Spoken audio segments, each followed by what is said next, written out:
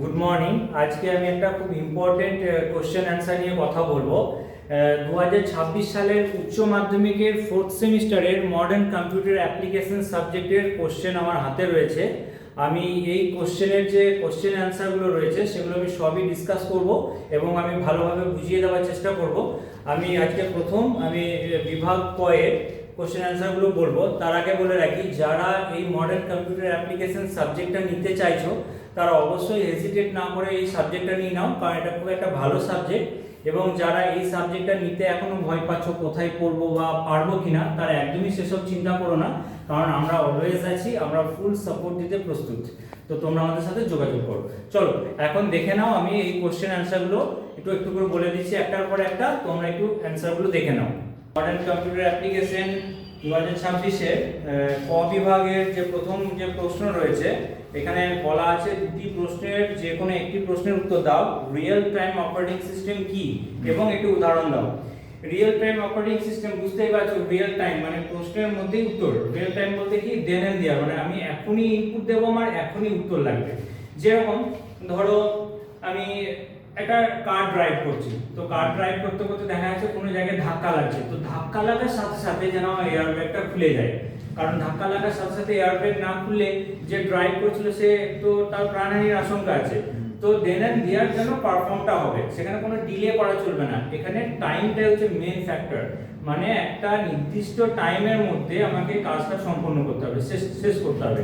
এবং real time operating সিস্টেমের উদাহরণ যদি বলা যায়, তো সেক্ষেত্রে আরটি লিনাক্স আছে, কিউএনএক্স আছে, এরকম অপারেটিং সিস্টেমগুলো এই সমস্ত কাজ করে থাকে।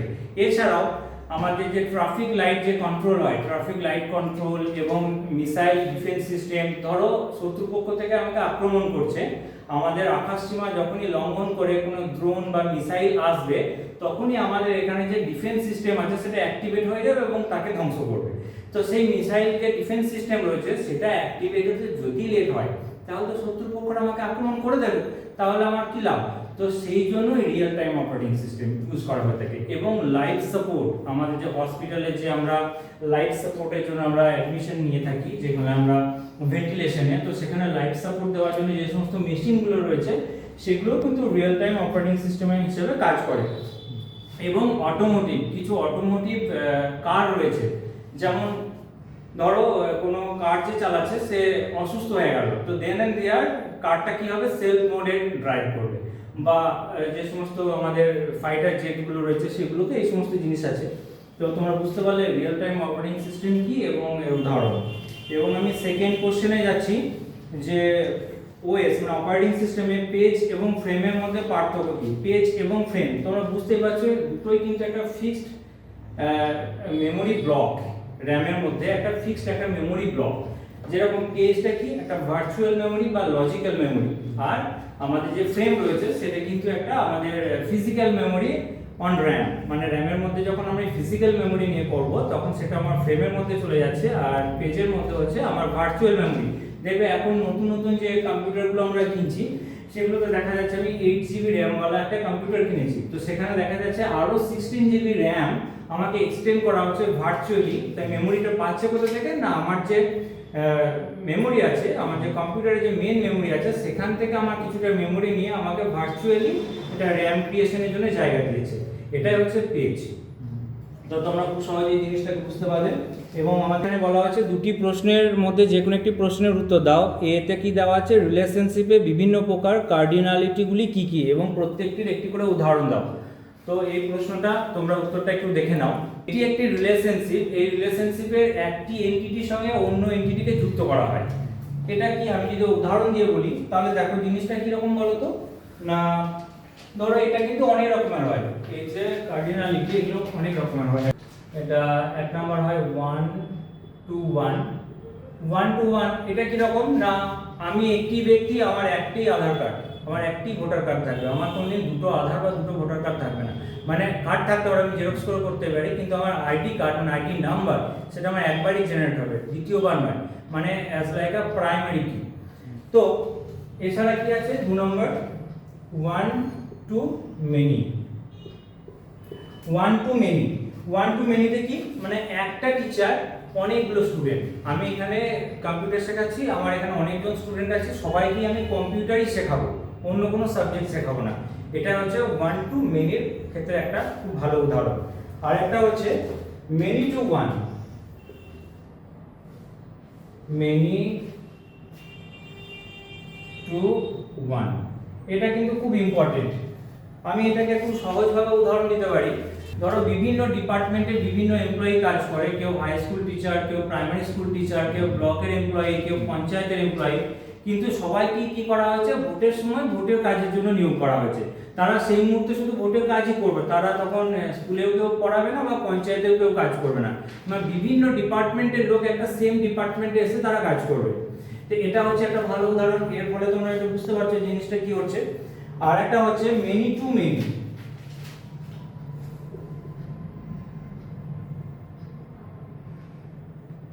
মেনি টু মেনি, এটা জিনিসটা বোঝো।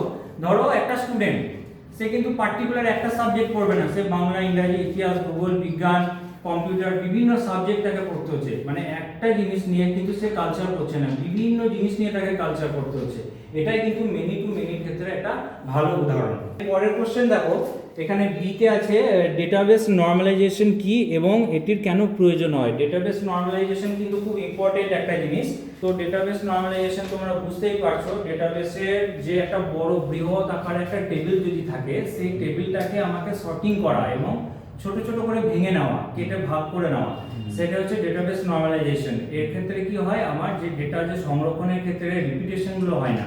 ধরে নাও আমার ইলামবাজার ব্লকের টোটাল পপুলেশনের উপর আমার একটা ডেটা আছে, সেখানে সবার নাম, এজ এবং তাদের কি জেন্ডার, অ্যাড্রেস, সব কিছু নিয়ে আমার একটা টেবিল রয়েছে। সেই টেবিলটাকে নিয়ে আমাকে কাজ করতে গেলে প্রচুর প্রবলেম হচ্ছে। তো সেই টেবিলটাকে আমি যদি প্রথমেই ভেঙে নিই, একটা ছেলেদের ক্ষেত্রে একটা মেয়েদের ক্ষেত্রে, তাহলে এখানে দুটো বড় একটা ভাগ হয়ে গেল। তারপর আমি যদি বয়স অনুপাতে ভেঙে নিই, যারা 18 ইয়ার্স হয়ে গেছে, মানে যারা ভোটার, যারা নন ভোটার, সেই অনুযায়ী আমি ভেঙে নিতে পারবো। তারপর ম্যারিড, আনম্যারিডের ক্ষেত্রে ভেঙে নিতে পারবো। আমি আরো বিভিন্ন উপায়ে এগুলোকে ভেঙে নিতে পারবো আমার প্রয়োজন অনুযায়ী। তো এর থ্রুতে আমার কি হয়, ডেটা রিপিটেশনটা কম হয়। আমি একটা সহজ উদাহরণ দিয়ে বলি। ধরো আমরা বন্ধুরা মিলে কোনো একটা জায়গায় কোনো ইভেন্টে গেছে, সেটা বিয়ে বাড়ি হোক, হোলি হোক বা অন্য কিছু, দিয়ে সবাই আমরা ছবি তুলেছি। দিয়ে বাড়ি আসার পর বলছি সবাই আমাকে তোর ফোনে ছবিগুলো আমাকে পাঠা, ওই বললো তোরগুলো আমাকে পাঠা। সবাই পাঠানোর পর দেখা যায় কি, একই ছবি দেখা যাচ্ছে ফোনে 10টা হয়ে গেছে। তো তখন আমাকে ফোনের অ্যালগোরিদম আমাকে কি দেখায়, যে তোমার কাছে সেম ফটো রিপিট হয়ে গেছে 10 বার, তো তুমি 9টা ছবিকে ডিলিট করে দাও, তাহলে তোমার একটা থাকবে। এর জন্য কি হয়, আমার মেমোরি ম্যানেজমেন্টটা ভালো হয়। ফোনের যে আমার অযথা এক্সট্রা মেমোরি আমাকে এনগেজ করে রাখছিল, সেই জিনিসটা হয় না। ঠিক সেক্ষেত্রে ডেটাবেসের ক্ষেত্রেও তাই, আমাকে বড় টেবিলগুলোকে আমাকে কাজ অনুযায়ী ভেঙে নেওয়া, আমি ডিপার্টমেন্ট অনুযায়ী ভেঙে নিতে পারি, বিভিন্ন অনুযায়ী ভেঙে নিতে পারি। এর ক্ষেত্রে আমার আপডেট, ইনসার্ট, ডিলিট, এই সমস্ত যে এক্সেল কোয়ারিগুলো আছে, সেটা আমি ওরাকেল হোক বা যাই হোক, সেক্ষেত্রে আমি এগুলোকে নিয়ে পারফর্ম করতে আমার খুবই সুবিধা হয়। এরপরে দেখো 3 নম্বরে দুটি প্রশ্নের মধ্যে যে কোনো একটি প্রশ্নের উত্তর দাও। এতে বলা হয়েছে ন্যাচারাল ল্যাঙ্গুয়েজ প্রসেসিং এর একটি সংজ্ঞা দাও। ন্যাচারাল ল্যাঙ্গুয়েজ প্রসেসিং, অবশ্যই এটা তোমাদেরকে বলি, এটা খুবই সহজ একটা প্রশ্ন এবং তোমাদেরকে দিয়েছে, তোমরা এই জিনিসের সাথে যুক্তও রয়েছো। দেখো এনএলপি হলো একটা তোমার এআই এর শাখা, it's a branch of AI, artificial intelligence. তো এর থ্রুতে কি হয়, হিউম্যান যে আমাদের স্পিচ, আমরা যে ভয়েস, আমরা যে কথা বলছি, আমাদের যে কনভারসেশন, এই কনভারসেশন আমাদের মোবাইল ডিভাইস বলো বা কম্পিউটার সেগুলোকে বুঝতে পারে এবং সেগুলোকে নিয়ে অ্যানালাইসিস করতে পারে এবং আমাদেরকে ভ্যালুয়েবল অ্যান্সার দিতে পারে। ধরো আমরা এখান থেকে ভয়েস টু টেক্সট আউটপুট করছি, আমাদের লেখার সময় নেই, আমি ভয়েসে বলে দিচ্ছি, সেটাকে আমাকে টেক্সটে কনভার্ট করে দিচ্ছি। বা আমাকে, আমি এখান থেকে যে ইন্টারপ্রিটার, যারা আমাকে ল্যাঙ্গুয়েজ, একটা ল্যাঙ্গুয়েজ থেকে অন্য ল্যাঙ্গুয়েজে যেটা ট্রান্সলেট করে, সেই ট্রান্সলেট করার জন্য ইউজ করা হয় থেকে ইন্টারপ্রিটার, সেগুলো আমরা গুগল, জিমিনাই বা বিভিন্ন রকম এআই গুলো ইউজ করে থাকি। এছাড়াও আমাদের ভয়েস অ্যাসিস্ট্যান্ট, আমি যদি বলি please switch off my light বা please turn off my light বা সুইচ অন মাই ফ্যান, তো এই ক্ষেত্রে আমাকে স্মার্টভাবে যে ভয়েস রিকগনাইজেশনগুলো হচ্ছে, এই জিনিসগুলো খুব সুবিধাভাবে হয়। এছাড়াও চ্যাটবট, জিমিনাই, গুগল জিমিনাই, এই সমস্ত থ্রুতে আমরা এই কাজগুলো করতে পারছি এবং মেশিন কিন্তু লার্নিং করছে, সেলফ লার্নিং হচ্ছে, এই জিনিসগুলো আমার এনএলপি থ্রুতে হচ্ছে। এরপর আমাদের নেক্সট কোশ্চেন হচ্ছে বিতে সুপারভাইজড অ্যান্ড আনসুপারভাইজড লার্নিং এর দুটি পার্থক্য লেখো। আগে আমাকে জানতে হবে সুপারভাইজড এবং আনসুপারভাইজড জিনিসটা কি। মানে আমি ধরো যে সুপারভাইজড জিনিসটা কি হয়ে থাকে বলো, আমি ধরো একটা ইনপুট দিচ্ছি কম্পিউটার, ধরো আমি একটা প্রোগ্রামিং বানিয়েছি, সেই প্রোগ্রামিংয়ে আমি ইনপুট আগে থেকে ঠিক করে দিয়েছি এবং আউটপুটও আগে থেকে ঠিক করে দিচ্ছি, আমি কি ইনপুট দিলে আমাকে কি আউটপুট দেওয়া হবে। যদি আমি একটা প্রোগ্রাম লিখে থাকি এবং যদি সেখানে আমি এজ ইনপুট হিসেবে ইউজ করি, সেটা 18 বা 18 থেকে বেশি, তাহলে আমাকে দেখাবে ইউ আর এ ভোটার। তো আমার সেটা কিন্তু আগে থেকেই আমার আউটপুট ঠিক করে দেওয়া আছে যে আমাকে কোন আউটপুটটা দিতে হবে। তো এটা হচ্ছে কিন্তু আমার সুপারভাইজড লার্নিং এর মধ্যে পড়ছে। আর আনসুপারভাইজড এর মধ্যে কি, ধরো আমি লিখলাম গুড মর্নিং, তো আমাকে টি অফার করতে পারে, কফি অফার করতে পারে। আমি যদি গুড নুন লিখি তখন সেক্ষেত্রে আমাকে লাঞ্চ অফার করতে পারে, অন্য কিছু অফার করতে পারে, ঘুরতে যাওয়ার অফার করতে পারে। যদি লিখি উইন্টার তখন আমাকে বলবে শীতের পোশাক পরার জন্য। বিভিন্ন টাইপের অ্যালগোরিদম অনুযায়ী সেই সময় অনুযায়ী কি কি জিনিস আসা প্রয়োজন সেগুলোকে আমার চোখের সামনে নিয়ে আসতে পারে। এটাই হচ্ছে আনসুপারভাইজড লার্নিং। আর সুপারভাইজড লার্নিং একটু আগেই করলাম। তাহলে আজকে আমি যে বিভাগ ক গ্রুপ এ এর মধ্যে যে 1, 2 এবং 3 তিনটেরই দুটো করে প্রশ্ন ছিল, 6টা প্রশ্নের কোশ্চেন এবং অ্যান্সার আমি আজকে ডিসকাস করলাম। এবং তোমরা যদি যোগাযোগ করতে চাইছো অবশ্যই আমাদের সাথে যোগাযোগ করো, আমরা ফুল সাপোর্ট দিতে প্রস্তুত আছি। আগে আমি ক বিভাগের কোশ্চেন এবং অ্যান্সারগুলো বলেছি, এখন আমি খ বিভাগের যে কোশ্চেন এবং অ্যান্সারগুলো রয়েছে এগুলো আমি বলে দিচ্ছি, একটু দেখে নাও। 4-এর এ উদাহরণ সহ সেগমেন্টেশনের ধারণা ব্যাখ্যা করো। তো segmentation is a memory management technique in ways that divides data into logical and sized unit. যদি আমি একটা প্রোগ্রামকে ভাগ করি, তিনটে ভাগে ভাগ করা যেতে পারে, একটা কোড সেগমেন্ট, একটা ডেটা সেগমেন্ট আর একটা হচ্ছে স্ট্যাক সেগমেন্ট। তো এরকমভাবে আমরা প্রোগ্রামকে ছোট ছোট ভাগে ভাগ করে নিতে পারি।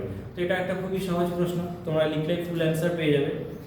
পরের কোশ্চেন হচ্ছে ডিস্ট্রিবিউটেড ওএস বলতে কি বোঝো এবং রিয়েল লাইফে এক্সাম্পল দিয়ে ব্যাখ্যা করো। তো ডিস্ট্রিবিউটেড ওএস বলতে আমি একটা কম্পিউটারকে অনেকগুলো কম্পিউটারের সাথে নেটওয়ার্কিং এর থ্রুতে আমি কানেক্ট করতে পারি। যেমন আমি যদি উদাহরণ দিই, তো আমার গুগলের সার্ভার, ধরে নাও গুগলের সার্ভার, বা আমরা যে ইউটিউবে ভিডিও আপলোড করছি, ইউটিউবে বিভিন্ন চ্যানেল তোমরা তৈরি করেছো, তো বিভিন্ন জন ভিডিও আপলোড করছো। তো তখন তোমরা যে আপলোড করছো এটা কোনো পার্টিকুলার একটা মেশিনের কিন্তু সার্ভার মেশিনের মানে মেমোরিতে কিন্তু তোমার সংরক্ষণ হচ্ছে না।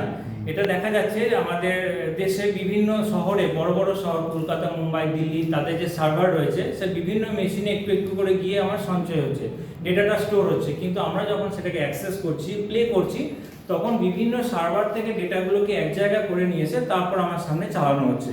তো এরকমভাবে কিন্তু আমাকে ডেটা ম্যানেজমেন্ট করা হয়ে থাকে। এবং গুগল ফাইল সিস্টেম রয়েছে, এছাড়াও আমাদের যে ইনস্টাগ্রাম এবং ফেসবুক রয়েছে তার যে মেমোরি ম্যানেজমেন্ট সিস্টেম এরকমভাবে একইভাবেই কিন্তু কাজ করে। নেটওয়ার্কের থ্রুতেই কিন্তু আমরা এরকমভাবে জিনিসগুলো দেখতে পাই, কারণ এটা একটা হিউজ ম্যাসিভ পরিমাণ কিন্তু একটা ডেটা, যে ডেটাকে পার্টিকুলার একটা মেশিনে কিন্তু সঞ্চয় করা যায় না। তার এক্ষেত্রে অনেকগুলো লিমিটেশন রয়েছে বা অনেকগুলো কারণ রয়েছে যে কেন আমরা একটা মেশিনের মধ্যে দিয়ে করি না। সেটা প্রেসার হতে পারে, আমাদের সিকিউরিটি পারপাস হতে পারে, বিভিন্ন কারণের জন্য এই জিনিসগুলো করা হয়। পরের কোশ্চেন হচ্ছে 5 নম্বরের মধ্যে এতে দেওয়া আছে উপযুক্ত উদাহরণ সহ ফরেন কি ব্যাখ্যা করো। ফরেন কি জিনিসটাকে আগে জানতে হবে, এবং ফরেন কি জিনিসটা জানারও আগে আমাদেরকে প্রাইমারি কি সম্পর্কে একটু ধারণা নিতে হবে, আদারওয়াইজ কিন্তু আমরা এই জিনিসটা বুঝতে পারবো না। তো তোমরা বুঝতেই পারছো আমরা অ্যাক্সেস বা ওরাকেল বা এসকিউএল যে আমরা ডেটাবেস সফটওয়্যারগুলো ইউজ করে থাকি, সেখানে আমাদেরকে এই প্রাইমারি কি এবং ফরেন কি কিন্তু খুব একটা ইম্পর্টেন্ট জিনিস। এটা যদি আমি আমার রিয়েল লাইফ দিয়ে উদাহরণ দিয়ে বোঝাই, তাহলে আমি এটা বলতে পারি যে একটা ব্যক্তির তার ইন্ডিয়াতে বাস করে, তো তার দেখা যায় একটা আধার কার্ড আছে। তো আধার কার্ডে কিন্তু তার একটাই কিন্তু নাম্বার, আমার আধার কার্ডের নাম্বার ইন্ডিয়াতে আর কোনো ব্যক্তির সাথে কিন্তু ম্যাচ করবে না, কারণ এটা হচ্ছে ইউনিক, এর কিন্তু কোনো ডুপ্লিকেট ভ্যালু হবে না, এটা একবারই জেনারেট হয়। কোনো মৃত ব্যক্তির আধার কার্ডের নাম্বারটিও কিন্তু অন্য কারো কিন্তু হয়ে যায় না, কারণ যেহেতু আমার সিকিউরিটি এবং এটা হচ্ছে আমার প্রাইমারি কি। ঠিক সেরকম আমি যদি এক্ষেত্রে ফরেন কি এর একটা উদাহরণ দিই, আমি ধরে নিচ্ছি আমার একটা টেবিল রয়েছে, তো একটা টেবিল রয়েছে আমার প্যারেন্ট টেবিলের মধ্যে আমি রাখছি কাস্টমার টেবিল। সেখানে আমি কাস্টমার আইডি বলে একটা ফিল্ড আছে, কাস্টমার আইডি এবং নেম বা সি নেম মানে কাস্টমার নেম, আমার এখানে কাস্টমার আইডি আমি ধরে নিচ্ছি 1 2 3, এখানে কাস্টমার নেম আমি ধরে নিচ্ছি রামদীপ রাজ। তিনজনের নাম আমার রয়েছে। আর একটা আমার চাইল্ড টেবিল রয়েছে, চাইল্ড টেবিলে আমার অর্ডার টেবিল, অর্ডার টেবিলে আমার সেম জিনিস থাকবে। এখানে আমার প্রথমেই থাকবে অর্ডার আইডি, অর্ডার ডেট, আর একটা আমার ফিল্ড নেম থাকছে কাস্টমার আইডি। তাহলে আমার এখানেও কিন্তু একটা জিনিস কিন্তু ম্যাচ করেছে, এই টেবিলেও কাস্টমার আইডি আছে, আমার সেকেন্ড টেবিলে আমার প্যারেন্ট টেবিল আর চাইল্ড টেবিল দুটো টেবিলে কিন্তু কাস্টমার আইডি আছে। এখানে প্রথম যে টেবিলটা প্যারেন্ট টেবিল রয়েছে দেখতে পাচ্ছ, কাস্টমার টেবিলের মধ্যে কাস্টমার আইডিটা হচ্ছে আমার প্রাইমারি কি, এটা প্রাইমারি কি। এবং সেকেন্ড যে টেবিল রয়েছে যেটা আমি অর্ডার টেবিল বলছি চাইল্ড টেবিলের মধ্যে, এখানে আমার অর্ডার আইডিটা হচ্ছে কিন্তু আমার প্রাইমারি কি, এটা আমার প্রাইমারি কি। এই দুটোতে কিন্তু আমার প্রাইমারি কি আছে, একটা আছে কাস্টমার আইডি, একটা আছে অর্ডার আইডি। এবং এখানে যে আমার কাস্টমার আইডিটা রয়েছে এটাকে আমি এখানে বলবো ফরেন কি। আমি যখন এই কাস্টমার আইডির সঙ্গে এই কাস্টমার আইডির ম্যাচ করাবো, রিলেশনশিপ করব ডেটাবেসে, তখন আমার কি দাঁড়াবে না, আমার এখানে যদি আমার অর্ডার আইডি 1 2 3 থাকে এবং কাস্টমার আইডি 1 2 3 থাকে, মানে এখানে এক নম্বর কাস্টমার আইডি, এখানে এক নম্বর কাস্টমার আইডি রাম কি অর্ডার করেছে এবং কবে অর্ডার করেছে। এখানে যদি আমার আরো একটা ফিল্ড নেম থাকতো যে কি অর্ডার করেছে, কি খাবার বা অন্য কোনো আইটেম, সেই জিনিসগুলো আমাকে শো করতো। মানে এই কাস্টমার আইডির সঙ্গে এই কাস্টমার আইডি কিন্তু ম্যাচ করবে সেকেন্ড টেবিলের সঙ্গে ফার্স্ট টেবিল। এটা হচ্ছে প্রাইমারি কি, এখানে এটা প্রাইমারি কি এবং এখানে এটা হচ্ছে আমার ফরেন কি। তো বোঝা গেছে। এরপর বিতে আমার দেওয়া আছে এসকিউএল এ উদাহরণ সহকারে বিটুইন এবং ইন এর মধ্যে পার্থক্য লেখো। তো এসকিউএল তোমরা জানো স্ট্রাকচার কোয়ারি ল্যাঙ্গুয়েজ। তো আমি এখানে বিটুইন এবং ইন কোথায় কোথায় ব্যবহার করব। ধরে নাও আমার একটা টেবিল আছে, আমার একটা স্কুল, সেই স্কুলে আমার টোটাল স্টুডেন্টের ডিটেলস রাখা আছে। তো আমাকে বলা হয়েছে যে আমাকে যারা বাংলা সাবজেক্টে 50 থেকে এবং 60-এর মধ্যে মার্কস পেয়েছে তাদের নামগুলোকে আমাকে শো করতে হবে, ডেটাবেস থেকে আমাকে তুলে নিয়ে আসতে হবে। তো সেক্ষেত্রে আমি বিটুইন ইউজ করব। বা যদি আমাকে বলে দেওয়া হয় যে 16 থেকে 17 বছরের মধ্যে যে সমস্ত স্টুডেন্টগুলো রয়েছে তাদের নামগুলোকে দেখাও, বা আমাকে যদিও বলে দেওয়া হয় যে যাদের এজ বিলো 10, আমি ছোট স্কুল যদি বাচ্চাদের স্কুল হয়, মানে বিলো এজ 10 তাদের মধ্যে যদি আমি দেখতে চাই এবং এক থেকে বেশি, তো সেক্ষেত্রে মানে ইন বিটুইন আমি ইউজ করবো। আমি দুটো, একটা হচ্ছে স্টার্টিং পয়েন্ট, একটা হচ্ছে এন্ড পয়েন্ট। সেটা আমি মার্কসের ক্ষেত্রে ধরে নিতে পারি, বয়সের ক্ষেত্রে ধরে নিতে পারি, জায়গার ক্ষেত্রে ধরে নিতে পারি, যে কোনো জিনিসের ক্ষেত্রে ধরে নিতে পারি। আমি যদি এমপ্লয় আইডি দিয়ে ধরতে যাই তো সেক্ষেত্রে আমি ধরে নিতে পারি যাদের বেসিক স্যালারি 10 থেকে 15,000-এর মধ্যে তাদের নামগুলোকে শো করাও। তো সেক্ষেত্রে আমি ইন বিটুইন ইউজ করব।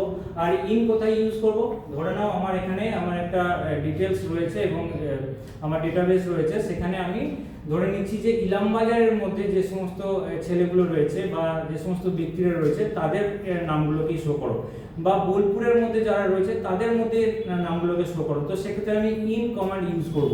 মানে আমি এরকম লিখতে পারি যে একটা টেবিলের মধ্যে থেকে select start from table 1 where marks 40 to 50, এটা আমি লিখতে পারি। এটা বিটুইন এর ক্ষেত্রে লিখতে পারি। আর আমি যদি ইন এর ক্ষেত্রে লিখি select start from table 1 where city লিখতে পারি in কলকাতা। কলকাতা শহরে যারা রয়েছে তাদের লিস্টে আমাকে শো করা। তো সেক্ষেত্রে আমি ইন লিখতে পারি, বিটুইন আমি অন্য জায়গায় লিখতে পারি। তো এগুলো বহু উদাহরণ আছে, আমি সহজেই অল্পর মধ্যে বলতে হবে, তো সেই জন্য আমি এগুলো করলাম, কারণ এটা সবেমাত্র তোমাদের 2+1 মার্কস, মানে টোটাল 3 নম্বরের প্রশ্ন। তো সেই জন্য এটাকে শর্টে বলাই ভালো, বেশি ব্রিফ ডেসক্রিপশনে না যাওয়াই ভালো। এরপর 6 নম্বরের দুটি প্রশ্নের উত্তর দাও, এর মধ্যে যে কোনো একটি প্রশ্নের উত্তর। আচ্ছা, তোমাদেরকে বলি আমি কিন্তু প্রত্যেকটা কোশ্চেনের অ্যান্সার বলে দিচ্ছি, মানে যতগুলো প্রশ্ন দেওয়া আছে সবগুলোরই আমি কভার করছি। তো আমার 6 নম্বরে দেওয়া আছে কম্পিউটার ভিজিয়নের 3টি প্রয়োগ লেখো। কম্পিউটার ভিজিয়নের 3টি প্রয়োগ আমাকে জানতে হবে। Visual is a AI that enables machine to learn the visual effects and visual data from world. যেরকম আমি ধরে নিতে পারি আমি গুগল স্ক্যানার খুলেছি, গুগলে যেটা লেন্স যেটাকে বলা হয়, সেই লেন্স আমি দেখতে পাচ্ছি যে বাগানে একটা ফুল দেখেছি, যে ফুলটাকে আমি চিনতে পারছি না, তো সেক্ষেত্রে আমি গুগল লেন্স দিয়ে সেটাকে আমি স্ক্যান করলাম এবং সেই ফুলটার নাম, তার কি সাইন্টিফিক নেম, তার ডিটেলস আমার কিন্তু চলে এলো। এটা একটা জিনিস হতে পারে। এবং সেলফ ড্রাইভিং মোডে যে সমস্ত কারগুলো রয়েছে সেটা একটা উদাহরণ হতে পারে। মেডিকেল টেকনোলজিতে খুবভাবে ইউজ হয়ে থাকে। আমরা যে ওটিগুলোতে যে সমস্ত মেশিনগুলো ইউজ করে থাকে এবং যে সমস্ত ইউএসজি মেশিন থেকে শুরু করে যেগুলো ইউজ করা হয়, তো সেক্ষেত্রে এগুলো ইউজ করা হয়। এবং ফেসিয়াল রিকগনাইজেশন, আমরা যে মোবাইলে ফেস লক করি বা বায়োমেট্রিক লক, যেটা আমাদের ফিঙ্গারপ্রিন্ট বা আইডি স্ক্যান, এই সমস্ত লকসের ক্ষেত্রে আমাদেরকে এই প্ল্যাটফর্ম ইউজ করতে হয়, যেটা আমাদের ভিজুয়াল ইফেক্ট বলে থাকি এবং ভিজুয়াল বলে থাকি। তো এক্ষেত্রে এটা ঠিক একটা এআই এর পার্ট। পরের প্রশ্ন খুবই ইম্পর্টেন্ট এবং খুব ভালো একটা প্রশ্ন, সেটা হচ্ছে হেলথ কেয়ার ডায়াগনোসিসে এআই কিভাবে ব্যবহার হয় এবং উদাহরণ সহকারে লেখো। তো এটা খুবই একটা ভালো প্রশ্ন। মেডিকেল টেকনোলজিতে আজকাল এআই এর খুব ব্যবহার চলে এসেছে। তো সেই জন্য তোমরা প্রাইমারিলি আমরা এটাকে অ্যানালাইজ করার জন্য ইউজ করে থাকি। In medical imaging analysis to detect MRI, CT scan to detect tumour, fracture and infection. মানে আমরা ফ্র্যাকচার এবং ইনফেকশন এই সমস্ত ডিটেক্ট করার জন্য যে সমস্ত মেডিকেল মেশিনগুলো, ইকুইপমেন্টগুলো ইউজ করে থাকি, সেক্ষেত্রে আমাদের হিউজ এআই দেওয়া হয়েছে। তার থ্রুতে এই জিনিসগুলোকে নিয়ে ডায়াগনোসিস করা হচ্ছে, অ্যানালাইসিস করা হচ্ছে এবং রিপোর্ট প্রদান করা হচ্ছে।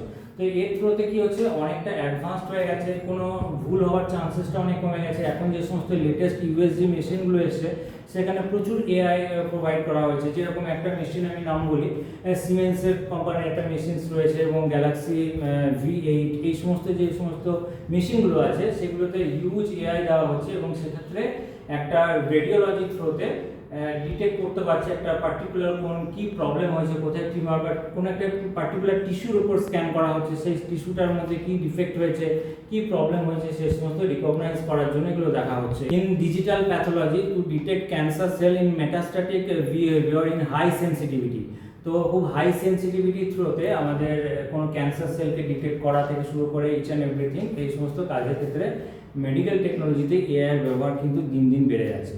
আমি গ বিভাগের যে কোশ্চেনগুলো রয়েছে সেগুলো সম্পর্কে একটু বলে দিচ্ছি এবং আলোচনা করছি। গ বিভাগের এতে যে কোশ্চেনটা রয়েছে সেটা হচ্ছে সুবিধা অসুবিধা সহ ভার্চুয়াল মেমোরি ব্যাখ্যা করো, ফিজিক্যাল অ্যাড্রেস এবং লজিক্যাল অ্যাড্রেসের মধ্যে পার্থক্য লেখো। Virtual memory is the memory management technique that uses hardware and software to allow a computer transferring data from RAM to hard disk. তো মানে বুঝতেই পারছো, আমরা যে র্যামের মধ্যে যে কাজ করি, আমরা যখন অনগোয়িং অ্যাপ্লিকেশন যেগুলো আমি ওপেন করে রাখি, তখন যদি আমার শর্টেজ হয় র্যাম স্টোরেজের, দেখতে পারবে যে আমরা অনেক সময় ধরো ফটোশপ ওপেন করেছি বা কোরেল ড্র বা ধরো অ্যাডোব প্রিমিয়ার প্রো, বিভিন্ন যে সফটওয়্যারগুলো রয়েছে বড় বড় সফটওয়্যার, এগুলো আমরা যখন ওপেন করি অনেক সময় দেখা যায় যে 8GB বা 4GB র্যাম যদি আমাদের থেকে থাকে, তখন সেক্ষেত্রে প্রবলেম হয় যে এনাফ র্যামের জন্য কিন্তু নট এনাফ র্যামের জন্য কিন্তু আমাদের সেই সমস্ত অ্যাপ্লিকেশনগুলো ঠিকঠাক খোলে না বা খুললেও কাজ করা যায় না। ইভেন অনেক সময় কোনো একটা প্রসেস করার পর আমি যখন সেভ করতে যাই তখন দেখা যাচ্ছে এই জিনিসগুলো ঠিকঠাকভাবে সেভ করা যাচ্ছে না, কারণ তখন দেখা যাচ্ছে নট এনাফ র্যাম মেমোরি। তখন সেক্ষেত্রে আমরা কি করতে পারি, ভার্চুয়াল মেমোরি ক্রিয়েট করতে পারি। ভার্চুয়াল মেমোরিটা জিনিসটা কি না, আমার যে হার্ড ডিস্ক রয়েছে, কম্পিউটারের যে হার্ড ডিস্ক রয়েছে, সেই হার্ড ডিস্কের কিছু মেমোরিকে আমি ভার্চুয়াল মেমোরি হিসাবে ইউজ করতে পারি। যখন আমি সেক্ষেত্রে আমি বড় বড় যে সফটওয়্যারগুলো নিয়ে কাজ করছি, তখন আমার সেক্ষেত্রে কোনো রকম প্রবলেম হয় না। এটা হচ্ছে একটা অ্যাডভান্টেজের মধ্যেও পড়ে যাচ্ছে যে এর ক্ষেত্রে কি হচ্ছে, ডেটা এফিসিয়েন্সি হচ্ছে এবং আমার একটু ফাস্ট কাজ করছে। আমি যে মেমোরি প্রবলেম যেটা হচ্ছিল সেগুলো হচ্ছে না। কিন্তু এর ডিসঅ্যাডভান্টেজ হচ্ছে যে পেজ সোয়াইপিংয়ের ক্ষেত্রে একটু স্লো হয়, বিট স্লো, অল্প একটু স্লো হয়, পেজ সোয়াইপিংয়ের ক্ষেত্রে একটু স্লো হয়। আর হচ্ছে ডিসঅ্যাডভান্টেজ হলো যে আমার যে হার্ড ডিস্কের যে স্টোরেজ সেটা কিছুটা এনগেজ হচ্ছে, এটাই হচ্ছে প্রবলেম। বলা হয়েছে এখানে বলা হচ্ছে distinguish between logical address and physical address, মানে পার্থক্য হচ্ছে একটাই মেইন বড় পার্থক্য, সেটা হচ্ছে এটা ইন্ডিপেন্ডেন্ট অফ র্যাম। মানে লজিক্যাল অ্যাড্রেসটা হচ্ছে ইন্ডিপেন্ডেন্ট অফ র্যাম, আর ফিজিক্যাল অ্যাড্রেসটা হচ্ছে মানে র্যামের মধ্যেই, মানে আমরা যেটা ফিজিক্যাল যে র্যাম সেই র্যামের মধ্যেই তো ইনক্লুড, মানে ওটাই তো অ্যাকচুয়ালি ফিজিক্যাল র্যাম। আর মানে লজিক্যাল র্যাম তো সেটাই নয়, সেটা ভার্চুয়ালি অন্য একটা জায়গাতে গিয়ে আমি অ্যালোকেট করছি সেই জিনিসটা, এটাই মেইন পার্থক্য। ডেডলক কি, এটির প্রয়োজনীয় 4টি শর্ত ব্যাখ্যা করো। ডেডলক, তো ডেডলক জিনিসটা নাম শুনে হয়তো কিছু বুঝতে পারছো কিনা আমি জানি না, কিন্তু ডেডলক জিনিসটা হচ্ছে একটা অচল অবস্থা বলতে পারো, কম্পিউটারের একটা অচল অবস্থা। ধরো আমি কম্পিউটারে একসঙ্গে অনেকগুলো কাজ দিয়েছি, একসঙ্গে অনেকগুলো ক্লিক করেছি বা একসঙ্গে অনেকগুলো কাজ করার ফলে কি হয়েছে, কম্পিউটারটা আমার কোনো কাজটাই কিন্তু আর সম্পন্ন হচ্ছে না, সমস্ত কাজগুলোই কিন্তু আটকে আছে। এটাই কিন্তু একটা ডেডলক পরিস্থিতি। এর কিন্তু অনেকগুলো শর্ত রয়েছে, যেরকম মিউচুয়াল এক্সক্লুশন রয়েছে। মিউচুয়াল এক্সক্লুশন বলতে কি, ধরো আমার একটা কাজ, একটা প্রসেস যতক্ষণ না শেষ হচ্ছে ততক্ষণ পর্যন্ত কিন্তু আমি সেকেন্ড কাজটার জন্য কিন্তু যেতে পারবো না। বা এরকম বলতে পারি যে আমার একটা কাজ একটা সময়ে কিন্তু একটা নির্দিষ্ট কাজই হবে, একই সময়ে আমি কিন্তু দুটো কাজকে করতে পারবো না। একটা নির্দিষ্ট সময়ে একটা নির্দিষ্ট কাজই ঘটবে, তারপরে সেটা শেষ হওয়ার পর আমার সেকেন্ড কাজটা হয়ে যাবে। আচ্ছা, hold and wait. Hold and wait হচ্ছে কি, আমার একটা প্রসেস শেষ না হতে হতে অন্য প্রসেসের জন্য অপেক্ষা করা, এটা হচ্ছে কিন্তু আমার হোল্ড অ্যান্ড ওয়েট। নো প্রিমিশন, এটাও আরও একটা আমার শর্ত এখানে। নো প্রিমিশন বলতে কি, যে আমি কোনো কাজকে, যে একটা প্রসেস, অনগোয়িং প্রসেস রয়েছে, সেই প্রসেসটাকে আমি ফোর্সফুলি স্টপ করতে পারি না, তাকে সেই কাজটার জন্য অপেক্ষা করতে দিতে হবে, সেটা যতক্ষণ না অবধি আনটিল শেষ হচ্ছে সেটা। Circular wait. সার্কুলার ওয়েটটা কিন্তু খুব মোস্ট ইম্পর্টেন্ট। সার্কুলার ওয়েট বলতে কি, বুঝতেই পারছো, সার্কুলার মানে একটা চক্রাকারে আমি যদি তিনটে কাজকে তিনটে নাম দিই, একটা P1, একটা P2, একটা P3, মানে এরকম P1টা P2 এর জন্য অপেক্ষা করছে, P2 কাজটা P3 কাজের জন্য অপেক্ষা করছে, আর P3টা আবার P1 এর কাজের জন্য অপেক্ষা করছে, নিয়ে সবাই কিন্তু একটা হোল্ড অবস্থায় রয়েছে। কেউ কিন্তু কোনো কাজ পারফর্ম করতে পারছে না, মানে সম্পন্ন করতে পারছে না, না P1, না P2, না P3, তো সবাই কিন্তু একটা হোল্ড অবস্থায় পড়ে রয়েছে। আর এই সব কটা শর্ত যদি একসঙ্গে মিলে যায় বা একসঙ্গে হয়ে যায়, তাহলে একটা কম্পিউটার কিন্তু পুরো ডেডলক অবস্থায় চলে যাবে। 8 নম্বরের যে দুটি প্রশ্নের উত্তর দাও। প্রথমে এতে রয়েছে ডিবিএমএস এর লেয়ার্ড আর্কিটেকচার ব্যাখ্যা করো। ডিবিএমএস বলতে যে ডেটাবেস ম্যানেজমেন্ট সিস্টেম, তো ডিবিএমএস এর লেয়ার্ড স্ট্রাকচার বলতে আমার এখানে কি বলা যায় বলো তো, যে একটা ডেটাবেসের ইউজার এবং ডেটার মধ্যে কিন্তু একটা ভালো সম্পর্ক থাকে। তো এর কিন্তু কয়েকটা স্তর রয়েছে। প্রথম যে স্তরটা রয়েছে সেটা হচ্ছে এক্সটার্নাল লেভেল। এখানে দেখা যাচ্ছে একটাই ডেটাবেস কিন্তু অনেকগুলো ইউজার, একটা ডেটাবেস কিন্তু অনেকগুলো ইউজার আছে, কিন্তু প্রত্যেকটা ইউজারের জন্য কিন্তু ইন্টারফেস আলাদা আলাদা হবে। এটা হচ্ছে এক্সটার্নাল। আর লজিক্যালটাতে কি হচ্ছে না, লজিক্যালটাতে হচ্ছে সে কিন্তু পুরোটাই স্ট্রাকচার এবং তার টেবিলের যে স্ট্রাকচার এবং ডেটা, এইটার বিষয়টাকে সে হ্যান্ডেল করে। আর হচ্ছে ইন্টারনাল লেভেলে তার স্টোরেজ যে স্পেস, সেই স্টোরেজ স্পেস সম্পর্কে সে ব্যাপারটা ম্যানেজমেন্ট করে। এটা হচ্ছে এই তিনটে এর স্তর, একটা হচ্ছে এক্সটার্নাল লেভেল, একটা লজিক্যাল, আর একটা হচ্ছে ইন্টারনাল লেভেল। তো এখানে 8 বিতে একটা বড় ডেটাবেসের একটা টেবিল দেওয়া হয়েছে, এখানে তারপর দুটো কোশ্চেন করা হয়েছে। এটা থিওরির সাথে সাথে তোমরা যদি প্র্যাকটিক্যালি জিনিসটাকে একটু বুঝে নাও তো ভালো হচ্ছে। তো আমি সেই জন্য এটাকে প্র্যাকটিক্যালি কম্পিউটারের সামনে বসে জিনিসটাকে আমি ক্লারিফাই করে দিচ্ছি এবং এটা দেখে নাও।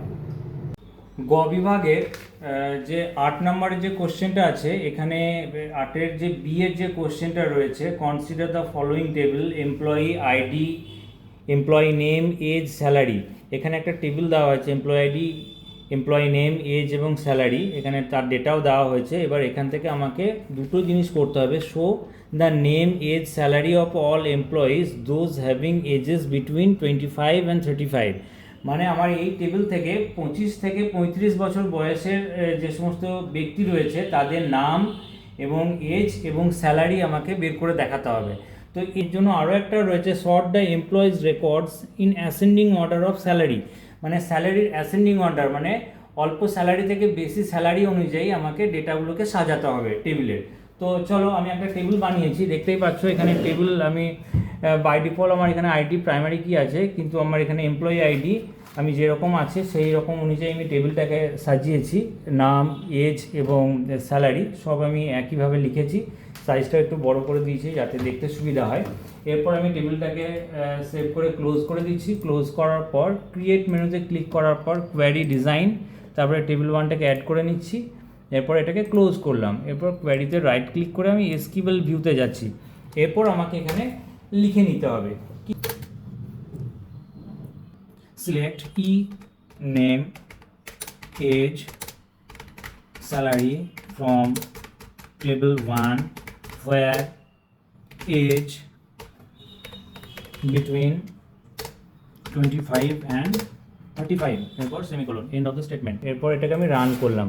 দেখতে পাচ্ছ যে 25 থেকে 35 বছর বয়সে যারা রয়েছে একমাত্র 32 আর 28 এজ, তাহলে এই দুটো বয়সেরই লোকই এখানে রয়েছে, তো তাদের নাম, বয়স এবং স্যালারি কিন্তু দিয়ে দিয়েছে। এটা হচ্ছে 25 থেকে 35-এর মধ্যে। তাহলে এটা আমার হয়ে গেল। Select star from table 1 order by salary ASC ভর অ্যাসেন্ডিং। এরপর যদি আমি এটাকে রান করি তো দেখতে পাচ্ছ স্যালারির অ্যাসেন্ডিং অর্ডার বলতে কি, অল্পর থেকে বেশির দিকে, মানে ছোটোর থেকে বড়োর দিকে। 25,000, তারপরে 37,000, তারপর 42,000, তারপর 57,300। তো স্যালারির কম স্যালারি থেকে বেশি স্যালারির দিকে আমার টোটাল ডেটাগুলোকে কিন্তু সাজিয়ে দিয়েছে অ্যাসেন্ডিং টু ডিসেন্ডিং অর্ডারে। Star from table 1 order by salary ASC, ascending order, তাই এএসসি আমাকে লিখতে হলো।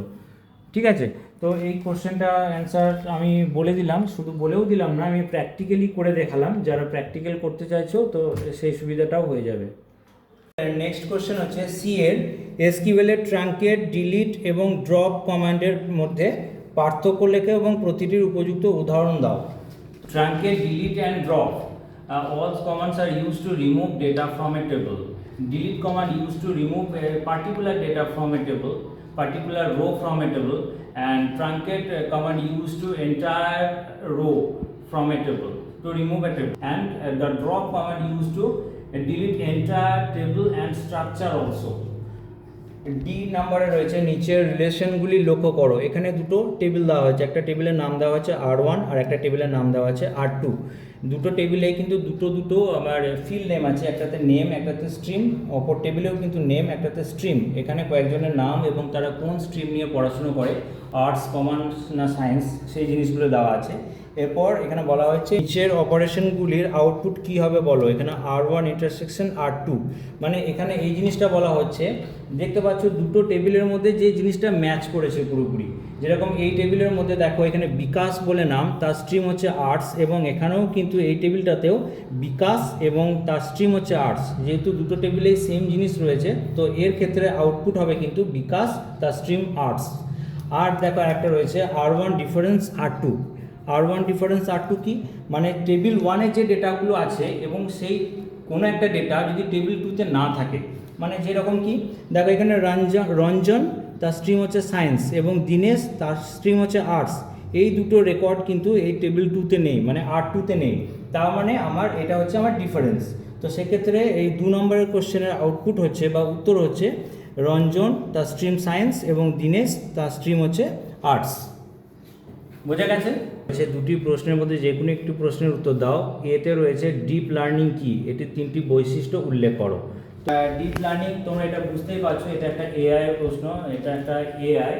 এর থ্রুতে কী হচ্ছে, আমাদের হিউম্যান ব্রেন যে রয়েছে, তার হিউম্যান ব্রেনের যে নিউরন রয়েছে, তার কার্যপ্রণালীর ভিত্তিতে সে ডিসিশন মেকিং, অ্যানালাইসিস এবং আমাদেরকে আউটপুট দেওয়া, এই টোটাল ব্যাপারটাই কিন্তু কন্ট্রোল করছে। এবং শুধু সেলফ লার্নিং, তো সেলফ লার্নিং মানে নিজেই কিন্তু একটা হিউজ পরিমাণ ডেটার কাছ থেকে সে নিজেই শিখছে এবং তারপরে নিজেই সেটাকে অ্যানালাইসিস করছে এবং আউটপুট দিচ্ছে এবং মনে রাখছে। এবং মানে আমরা যেরকম কি হচ্ছে, আমরা একটা পারিপার্শ্বিক জগৎ, বই এবং সব কিছু থেকে একটু একটু করে শিক্ষা লাভ করছি, ঠিক সেরকমভাবে এআই কিন্তু একটু একটু করে শিক্ষা লাভ করছে। আগে কি হতো, আগে এআইকে শেখাতে হতো, আর এখন এআই নিজের থেকেই শিখছে। হচ্ছে 3টি বৈশিষ্ট্য আমাকে বলতে বলা হয়েছে। প্রথমেই রয়েছে তোমার deep neural network. Deep neural network বলতে কি, সে কিন্তু কঠিন জিনিসকে অ্যানালাইসিস করছে এবং তার প্যাটার্নটাকে বোঝার চেষ্টা করছে। আরেকটা হচ্ছে তোমার অটোমেটিক বলতে তুমি বুঝতেই পারছো, অটোমেটিক মানে স্বয়ংক্রিয়ভাবে নিজের থেকেই কিন্তু নিজেই শিখতে পারছে, নিজেই শিখছে, সেলফ লার্নিং।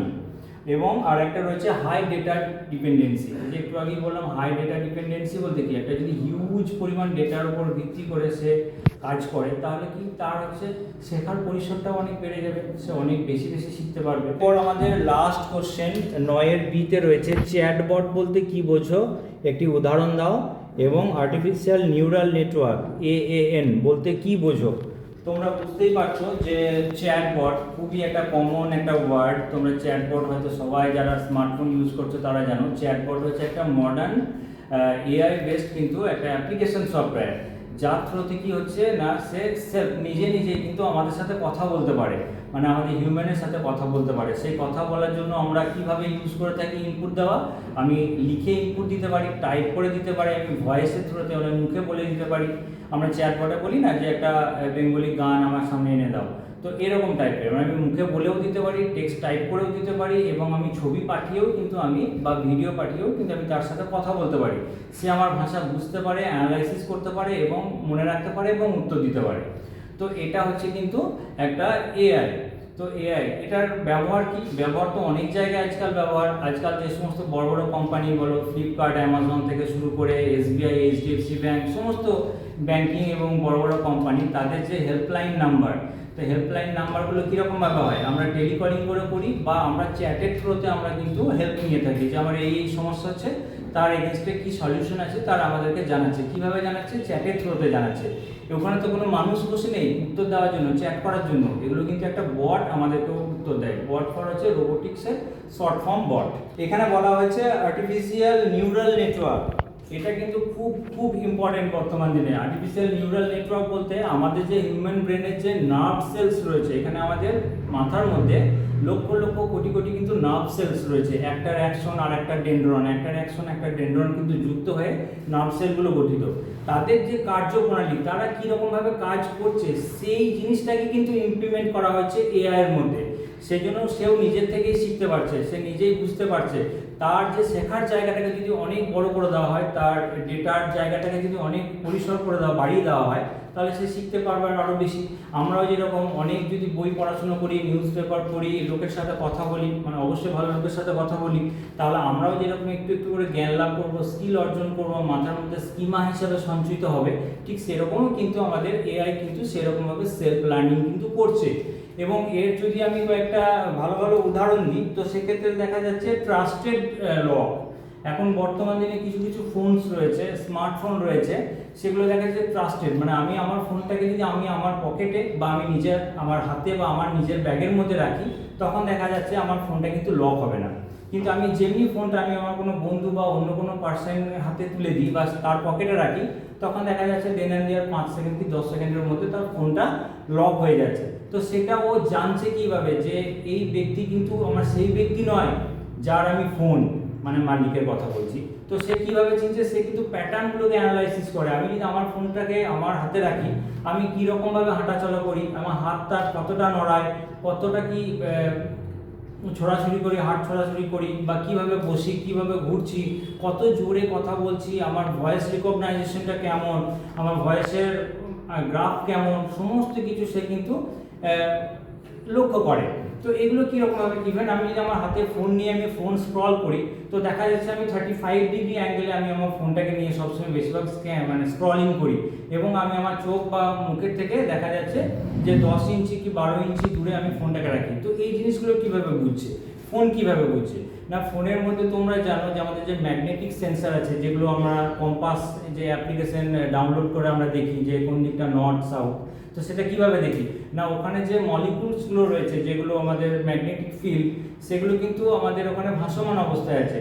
তো তার আমি যে একটা লিকুইডকে যদি এরকম করে, একটা বোতলে অর্ধেক জল আছে, সেটাকে যদি এরকম করে অর্ধেকটা এরকম করে হেলিয়ে দিই, তাহলে একটা দেখা যাবে যে জলটা এই সাইড হয়ে গেল, উপর দিকটা ফাঁকা হয়ে গেল।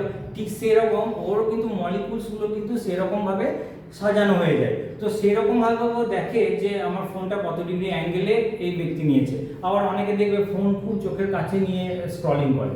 তো এইরকমভাবে ও প্যাটার্নগুলোকে বুঝতে শেখে, যে দেখা যাচ্ছে যে প্রত্যেক দিন দেখা যাচ্ছে যে 10টা থেকে 12টা অবধি তার ফোনটা তার পকেটেই থাকে, সেটা নড়াচড়া কম হয়। আবার যখন ও হাঁটাচলা করে প্রত্যেকদিন 1 কিলোমিটার করে, হয়তো সে মর্নিং ওয়াক করছে, তখন দেখা যাচ্ছে সে ফোনটাকে নিয়ে খুব জোরে জোরে হাঁটছে।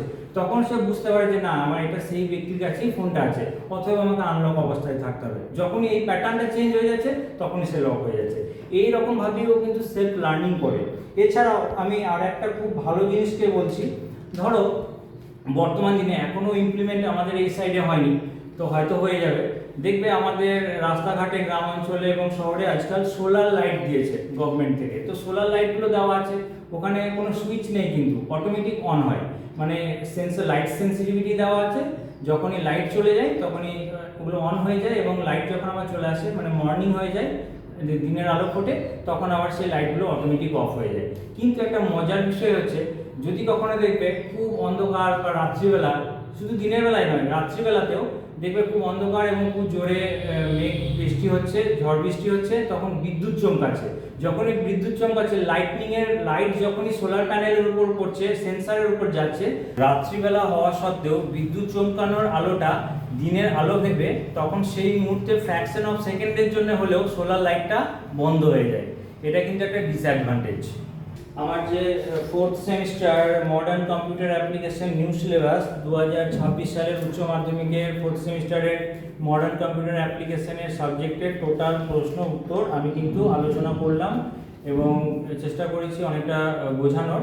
যদি আরও ফার্দার কোনো দরকার পড়ে বা সাহায্যের প্রয়োজন হয়, বা যারা এই সাবজেক্ট নিতে চাইছো, তারা অবশ্যই যোগাযোগ করো। যে কোনো রকম সাহায্যের জন্য আমরা কিন্তু হেল্প করতে প্রস্তুত আছি। নমস্কার।